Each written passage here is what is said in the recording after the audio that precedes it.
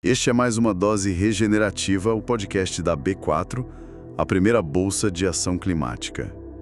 E para iniciarmos a nossa análise de hoje de um jeito bem visual, eu quero propor um exercício rápido. Imaginem tentar montar um quebra-cabeça gigante. Daqueles bem complexos, né? Exato, tipo aqueles de 5.000 peças. Aquele modelo que exige semanas de paciência, método, a família toda ali na mesa. Mas existe uma regra completamente insana no tabuleiro desse jogo em específico. Toda vez que uma peça nova é encaixada, o dono da mesa cobra um pedágio. Nossa, um pedágio por peça? Por peça, quem coloca a peça da borda paga uma taxa. Quem vai lá e encaixa a peça do centro paga outra taxa. E aí, no final das contas, quando a última peça está prestes a ser colocada, o custo para completar essa imagem se tornou tão, mas tão absurdamente alto que a matemática fria dita a seguinte sentença: compensa muito mais jogar todas as peças fora e simplesmente comprar um quebra-cabeça novo já montado na caixa. Parece até piada, uma situação surreal, mas é uma analogia perfeita. Pois é, pode parecer um cenário absurdo para quem nos escuta, mas essa nossa análise de hoje, que é baseado em um material curado rigorosamente pela B4, especificamente o artigo intitulado Senado aprova inventivos fiscais para o setor de reciclagem, mostra que essa foi exatamente a realidade do nosso país por muito, muito tempo. É uma imagem frustrante, de fato, mas que ilustra com uma precisão cirúrgica a realidade estrutural que a gente viveu no Brasil até bem pouco tempo atrás. E esse material que estamos dissecando hoje, ele é riquíssimo justamente porque ele toca em uma mudança profunda, uma mudança que o país acaba de consolidar agora, em março de 2026. Uma virada de chave. Exatamente. É o tipo de leitura que altera fundamentalmente a forma como a gente enxerga o funcionamento e a própria engrenagem da nossa economia. Porque, não dá mais para pensar no sistema de forma linear. Não dá. E por décadas, a reciclagem no Brasil operou milimetricamente dentro dessa lógica do quebra-cabeça taxado. Era, na verdade, uma verdadeira máquina de desincentivos. E a nossa missão neste mergulho profundo de hoje é desvendar como essa recente aprovação do projeto de lei 1821 de 2021, agora, neste mês de março, finalmente mudou as regras desse tabuleiro. E era uma necessidade urgente mudar essas regras. Totalmente. A gente vai entender como essa limpeza tributária consegue pegar o que antes a gente chamava pejorativamente de lixo, sabe, aquele material indesejado, e transformar em uma engrenagem econômica de extrema potência. Mas, antes da gente começar a celebrar essa solução de 2026, existe uma necessidade profunda de olharmos um pouco pelo retrovisor. A gente precisa entender a mecânica do absurdo que era o sistema antigo. O velho normal, digamos assim. Isso, porque se a gente não compreender a engenharia dessa trava que existia no mercado, nós simplesmente não conseguimos dimensionar o tamanho do salto que a gente está dando agora. O ponto de partida para essa reflexão é questionar o seguinte: por que, sob a ótica puramente financeira, sempre foi muito mais barato extrair petróleo das profundezas do oceano para fabricar um plástico virgem do que simplesmente recolher e reciclar uma garrafa PET que já estava pronta circulando pelas nossas cidades? Quando você coloca nesses termos, soa muito bizarro. E é aqui que a gente entra no primeiro grande vilão dessa história toda, que o material da B4 descreve detalhadamente como o problema da cumulatividade, ou, em termos mais populares, o famoso imposto em cascata. Esse é o ponto central da dor financeira do setor. Exato. Vamos materializar isso para quem nos escuta. Vamos pensar na jornada física de uma simples latinha de alumínio. O passo 1 começa lá na ponta com um catador, que faz aquele trabalho duro, braçal, de recolher o material na rua, debaixo de sol. Sim, a coleta primária. Aí o passo 2 ocorre quando esse material vai para uma cooperativa. Lá eles fazem a triagem, separam e prensam esse volume todo em grandes fardos. Depois, no passo 3, entra a figura do sucateiro ou do atravessador, que é quem compra em maior escala, armazena em galpões e depois revende. E só então, lá no passo 4, é que essa montanha de alumínio chega de fato na indústria grande para ser derretida e transformada em uma nova embalagem. E o que é fascinante do ponto de vista econômico e ao mesmo tempo absolutamente trágico nessa configuração da cadeia antiga é que em cada uma dessas 4 etapas de transição que você acabou de listar, o governo aplicava a cobrança integral de impostos federais. Em todas as etapas? Em todas, com destaque aí para o PIS e a COFINS. Em uma cadeia produtiva normal, tipo a indústria automotiva, por exemplo, o imposto pago na compra do pneu gera um crédito. Esse crédito é descontado lá na frente. Ah, entendi. Existe uma compensação. Sim, mas na reciclagem, qual era o grande gargalo? A indústria, lá na ponta final da esteira, não tinha permissão legal para abater o que já tinha sido tributado nas etapas anteriores. O famoso efeito bola de neve, né? A conta só crescia. E o artigo da B4 usa uma analogia de restaurante para explicar essa cumulatividade que, olha, clarifica muito a situação. Essa analogia é fantástica. Muito boa. Imaginem ir a um restaurante almoçar. Na hora de pagar a conta ali no caixa, a cobrança naturalmente inclui o imposto sobre o prato feito.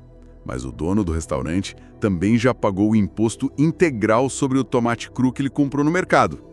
E não para por aí. Não para. O feirante, antes dele, já pagou o imposto sobre o frete e o transporte desse tomate. E o agricultor, lá no início de tudo, pagou o imposto sobre a semente, sobre o fertilizante. Só que, nessa nossa analogia bizarra baseada no sistema antigo, ninguém na cadeia teve permissão do governo para descontar o imposto da etapa anterior. O que resulta num preço final impraticável. Exato. No fim das contas, aquele prato de comida simples vai custar o dobro ou o triplo do que a soma real dos ingredientes determinaria. E aí, diante dessa matemática totalmente invertida, fica a pergunta. É por conta dessa anomalia que apenas algo entre 3% a 8% do resíduo brasileiro era de fato reciclado, enquanto milhões e milhões de reais eram literalmente desperdiçados e soterrados em aterros sanitários todos os anos? A resposta é um categórico sim. Essa estrutura tributária via o resíduo única e exclusivamente como um custo logístico. Sabe? Era só um problema ambiental a ser varrido para debaixo do tapete. Literalmente enterrado, né? Enterrado. Quando o diretor financeiro de uma grande fábrica abria sua planilha de custos ali para tomar uma decisão de compra, o cálculo era gélido, era puramente matemático. A matéria-prima virgem, que vem de uma cadeia produtiva linear tradicional e que, vale lembrar, carrega subsídios históricos de décadas, ela chegava na porta da fábrica com um preço muito mais vantajoso. Muito mais barato que a reciclada. Muito. O sistema vigente basicamente punia financeiramente quem tentava fechar o ciclo e proteger o meio ambiente. Era uma penalidade por fazer a coisa certa. Ou seja, ser sustentável era um péssimo negócio no curtíssimo prazo contábil, digamos assim. A empresa que quisesse adotar uma postura verde acabava pagando uma multa invisível, mas pesadíssima na forma de imposto acumulado. Perfeitamente colocado. Mas deixa eu fazer o papel de advogado do diabo aqui um instante, porque a gente precisa dissecar as engrenagens dessa mudança. Se as indústrias operam à base de planilhas de custo e margens de lucro espremidas, era evidente que a economia circular nunca ia ganhar escala só com discursos bonitos. De jeito nenhum. O mercado precisa de incentivo real. Pois é. E aí, o projeto de lei 1800 de 2021, que o texto chama abertamente de A Solução, atacou exatamente esse bolso. E a estrela dessa solução tem nome: crédito tributário. Lendo o material da B4, a sensação que eu tive é que o Senado criou uma espécie de sistema de milhas aéreas para a natureza, um grande vale-desconto ecológico. Como que isso funciona na mecânica do dia a dia da indústria? Essa imagem do vale de desconto ecológico é excelente para visualizar a operação. Na prática diária, a partir de agora com a aprovação em 2026, quando uma indústria compra uma tonelada de papelão prensado ou de plástico triturado diretamente de uma cooperativa, ela ganha o direito legal de descontar os impostos que incidiram nas etapas anteriores. Ou seja, aquele efeito cascata do nosso exemplo do tomate no restaurante é finalmente neutralizado. Neutralizado na base da lei. A indústria agora apresenta esse crédito e abate o valor devido aos cofres públicos. É uma virada contábil imensa. Certo. Na teoria, essa engenharia faz todo o sentido do mundo. Mas eu preciso insistir na visão mais cética da coisa. O governo federal simplesmente aceitou abrir mão de bilhões de reais em arrecadação de PIS e COFINS em nome da consciência ecológica? Qual é a contrapartida real disso? como essa conta fecha para o Estado no macrocenário? Que separa as intenções das realizações econômicas de fato. O Estado não está simplesmente operando no prejuízo, muito pelo contrário. A gente precisa lembrar de uma necessidade premente. Os municípios brasileiros gastavam fortunas astronômicas administrando aterros sanitários superlotados. Sem falar nos custos com saúde pública, né? Exato, lidando com os impactos na saúde causados pelo descarte irregular. Além disso, a nova lei atrela o crédito tributário à formalização. Para a grande indústria receber o desconto, ela precisa obrigatoriamente comprar de cooperativas que operam dentro das regras fiscais. Ah, então tem uma exigência de compliance aí. Total. E isso empurra um contingente gigantesco de trabalhadores informais para a economia formal. O Estado pode até perder um pouco na arrecadação direta e pontual daquela latinha específica, mas ele ganha absurdamente ao formalizar todo um setor que passa a gerar economia com muito mais vigor. E isso nos leva ao conceito central dessa nossa análise. O que nós estamos presenciando com a criação desse crédito tributário é uma verdadeira transformação de ativos. Transformação de ativos. Essa é uma lente totalmente diferente para se olhar o problema do lixo urbano. Desdobra as implicações disso pra gente. Vamos lá. Pense na natureza de um passivo. Até ontem, uma montanha de plástico no aterro sanitário era exatamente isso. Um passivo severo. Só dava despesa. Era peso morto. Custo constante para a prefeitura gerenciar, além de um passivo ambiental incalculável que contamina solo, lençol freático. A partir do exato momento em que a legislação federal atrela um crédito tributário real, auditável e financeiramente atrativo a esse material, ocorre a mágica. Ocorre a transformação de ativos. O que era passivo vira um insumo competitivo. E com demanda garantida na ponta da cadeia produtiva. O diretor financeiro, aquele que antes rejeitava um material reciclado, agora ele olha para a planilha e constata que comprar material de cooperativas reduz a carga tributária global da empresa, melhora a margem de lucro. A economia circular deixa de ser tipo um parágrafo bonitinho no relatório de sustentabilidade e passa a ser uma diretriz implacável do departamento financeiro. Caramba, é o alinhamento perfeito do incentivo capitalista com a regeneração do planeta. Mas isso levanta um gargalo operacional imediato, que nos leva direto para a terceira etapa da nossa análise aqui hoje. Se a grande indústria agora está desesperada por esse material reciclado para conseguir abater seus impostos, quem é que tem a capacidade física de fornecer esse volume colossal da noite para o dia? A engrenagem da transformação de ativos precisa de matéria-prima constante. Quem é que vai para as ruas sob sol e chuva recolher e separar tudo isso? Essa indagação obriga a gente a olhar para a base da pirâmide. E os dados que a nossa fonte traz são um verdadeiro choque de realidade.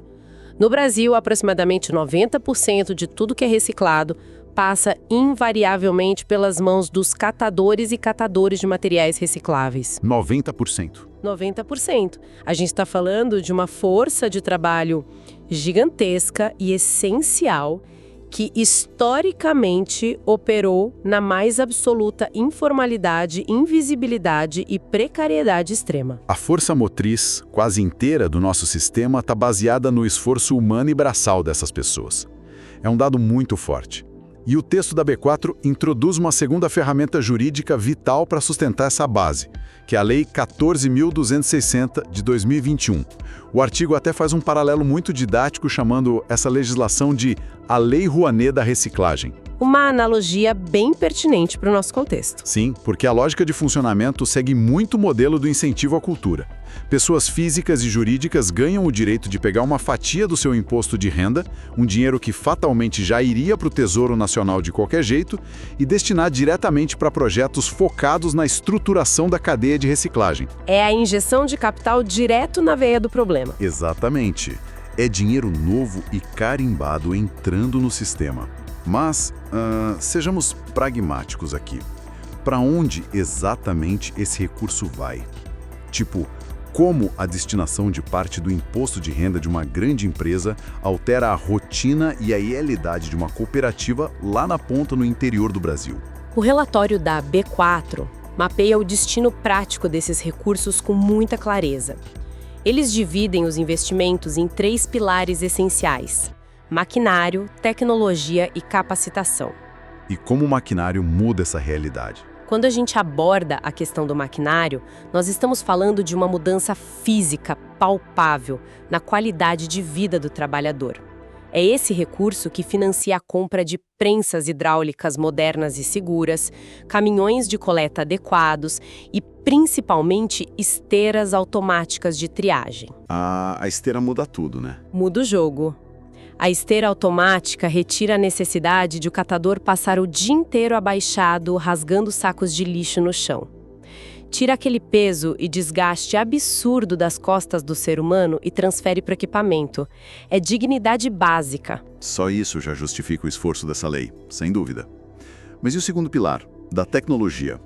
Porque a indústria de embalagens evoluiu de forma meio assustadora nas últimas décadas, criando uns produtos que são um verdadeiro pesadelo para quem tenta reciclar. Exatamente. O segundo pilar é totalmente focado na inovação para lidar com esses materiais de alta complexidade.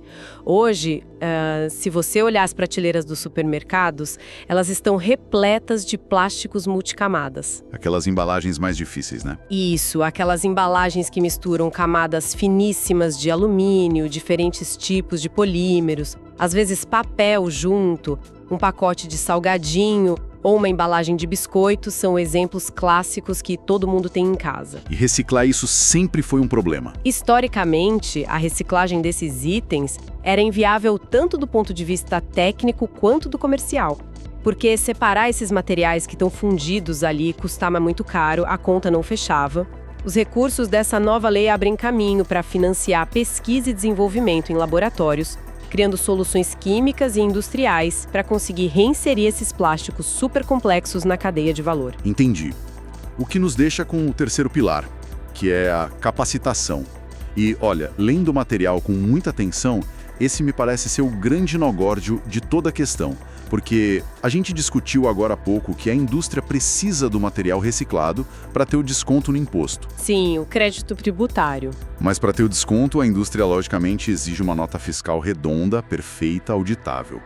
Como é que uma cooperativa que até ontem dividiu o lucro do dia em dinheiro vivo ali no final da tarde num caderno, consegue emitir essa documentação de nível corporativo? É um abismo de gestão, né? E é justamente a capacitação financiada por esses recursos que preenche essa lacuna. O investimento em capacitação permite transformar o que muitas vezes era apenas um galpão improvisado, gerido de forma bem amadora, em uma pequena e eficiente instalação industrial de fato. Com CNPJ em dia, contabilidade... Tudo. A capacitação envolve treinamento contábil, gestão de processos de linha de produção e adequação jurídica. E é neste exato ponto da nossa análise que ocorre o que o artigo descreve de forma muito brilhante como justiça social na veia.